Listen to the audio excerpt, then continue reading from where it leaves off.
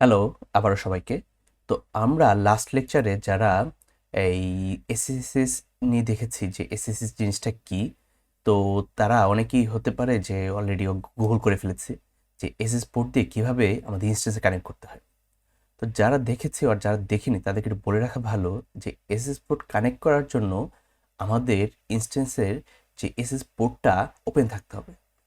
SS port কোনটা আমাদের থাকে, তো আমরা যদি গুগল করি এসএসএস ডিফল্ট পোর্ট, তাহলে আমাদের বলবে যে ডিফল্ট পোর্ট হলো এসএসএস 22।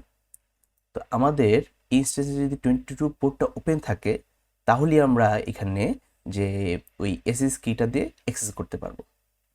তো এই পোর্টগুলা কারা ম্যানেজ করে? এই পোর্টটা যেটা ম্যানেজ করে যে সিকিউরিটির, সেটা হলো কি যে আমাদের সিকিউরিটি গ্রুপ। সিকিউরিটি গ্রুপ কি? সিকিউরিটি গ্রুপ হলো একটা ফায়ারওয়াল, যেটা হলো আমাদের ইনবাউন্ড এবং আউটবাউন্ড ট্রাফিককে কন্ট্রোল করে। ইনবাউন্ড কি? যেগুলো আমাদের ট্রাফিক ঢুকবে, মানে রিকোয়েস্ট ঢুকবে, এবং আউটবাউন্ড হলো কি? যেগুলো বের হবে। তো এই জিনিসটা আমাদের খুবই এসেনশিয়াল যে নেটওয়ার্কের সিকিউরিটির জন্য। তো আমরা কুইকলি দেখবো যে ইনস্ট্যান্সে সিকিউরিটি গ্রুপটা কোথায় আছে। তো আমরা যদি এখান থেকে ইনস্ট্যান্সটাকে সিলেক্ট করি, তারপর আমাদের এই যে সিকিউরিটি সেকশন যেটা আছে, আমরা লাস্ট লেকচারে দেখেছিলাম, এইখানে গেলে আমরা দেখতে পাবো সিকিউরিটি গ্রুপটা, এবং দেখতে পাচ্ছি যে এখানে যে আমাদের অলরেডি একটা 22 পোর্ট অ্যাড করা আছে। তো হতে পারে এই কোয়েশ্চেন হতে পারে যে আপনাদের কাছে কোয়েশ্চেন বলুন তো দেখি যে এই পোর্টটা কিভাবে অটোমেটিকলি অ্যাড হলো।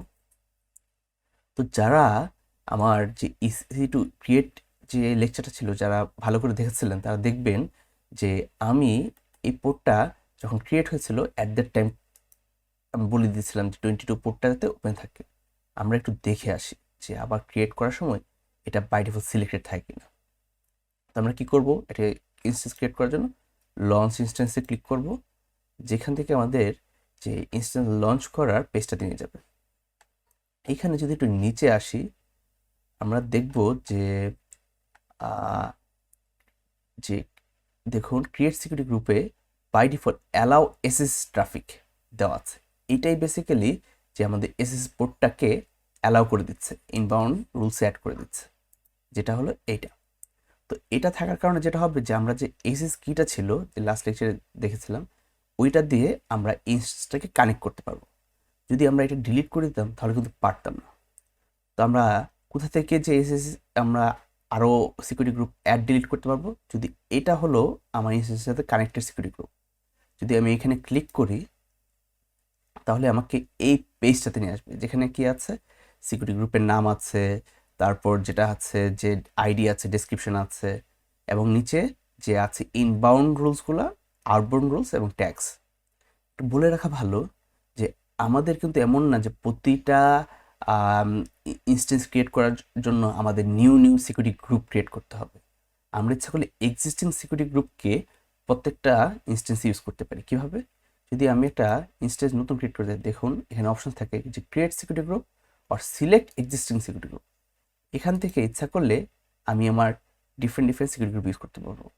তো আমার আগে 3টা বানানো ছিল, এর মধ্যে আমাদের এটা কোনটা ছিল যে লঞ্চ উইজেট অফকোর্স 2টা ছিল। যদি এখানে গিয়ে দেখি যে লঞ্চ উইজেট 2, যদি এটা আমরা সিলেক্ট করে দিই, দেখা যাবে ওই সেম সিকিউরিটি গ্রুপটা ইউজ হবে।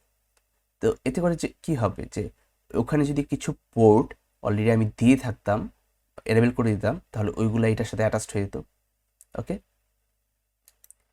তো আমরা কিভাবে আরও সিকিউরিটি গ্রুপ অ্যাড করতে পারি?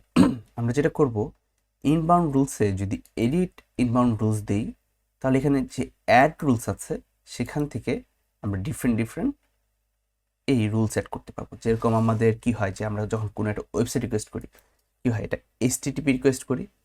আমরা এইচটিটিপি রিকোয়েস্টের জন্য আমরা 80 পোর্ট হবে, আর বলে দিতে পারবো যে এটা কি কোনো কাস্টম আইপি থেকে অ্যাক্সেস করতে পারবে, অর এনিওয়ার। এনিওয়ার বলতে কি যে কোনো ইন্টারনেটের যে কোনো জায়গা থেকে অ্যাক্সেস করতে পারবে। তো আমাদের নর্মালি যে যদি একটা ওয়েবসাইট থাকে যেটা পাবলিকলি অ্যাভেলেবেল, সেটা আমরা এনিওয়ার দিয়ে দিই, এবং যেটা হয় কি যে আমাদের ওয়েবে আমরা ইজিলি অ্যাক্সেস করতে পারি। এখানে দিলে দেখা যাবে যে এটা হচ্ছে। পাশাপাশি আমরা এইচটিটিপিএসও করতে পারি।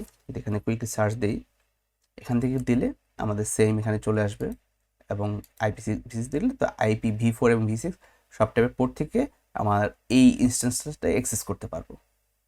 তো আমরা এখান থেকে দেখতেও পারবো যে কিভাবে আমরা এই কাস্টম আইপি দিতে পারি। ফর এক্সাম্পল 10.0.4.2, ঠিক আছে, অত 32 সাইডার ব্লক দিলে এই ব্লকের যে কোনো আইপি থেকে আমি এটাকে অ্যাক্সেস করতে পারবো। এছাড়া কোনো আদার্স HTTPS থেকে আমি এটাকে অ্যাক্সেস করতে পারবো না। তো এভাবে আমরা সিকিউরিটি গ্রুপ বা ফাইল মেনটেন করে থাকি। ওকে, তো নেক্সট যে আমাদের আপকামিং লেকচারটা যেটা থাকবে সেটাতে আমরা যে এই যে এসএসএস পোর্টটা ইউজ করে আমরা ইনস্ট্যান্সের সাথে কানেক্ট করার চেষ্টা করব। তো দেখা হচ্ছে নেক্সট লেকচারটাতে। Thank you.